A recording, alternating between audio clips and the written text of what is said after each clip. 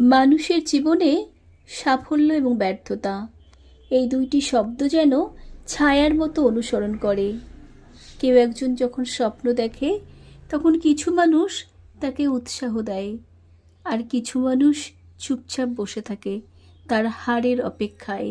তারা চায় না যে তুমি এগিয়ে যাও, তারা অপেক্ষা করে কবে তুমি হোঁচট খাবে, কবে তুমি হেরে যাবে।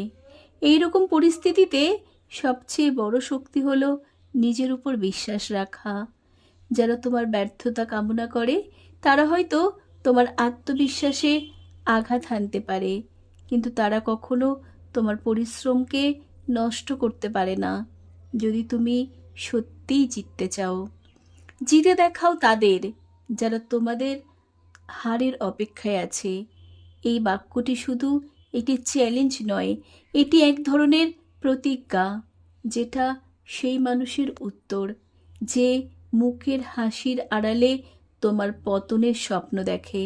এটা সেই আত্মার জোর যে প্রতিদিন কষ্ট করে, অভাব অনটনের মধ্যে থেকেও স্বপ্ন দেখে সফল হওয়ার।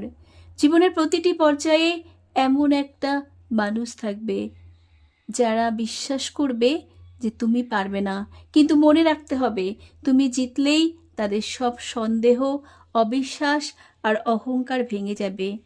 তাই চুপচাপ লড়াই করে যাও, মন দিয়ে নিজের লক্ষ্যের দিকে এগিয়ে চলো।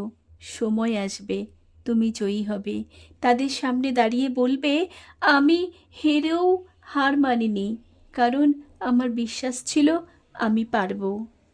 অতএব প্রতিকূলতাকে ভয় না করে বিদ্বেষীদেরকে উত্তর দিতে হয় কাজ দিয়ে, সাফল্য দিয়ে, কারণ সবচেয়ে বড় প্রতিশোধ হলো তোমার সাফল্য। সংগৃহীত কণ্ঠে আমি সুমিত্রা।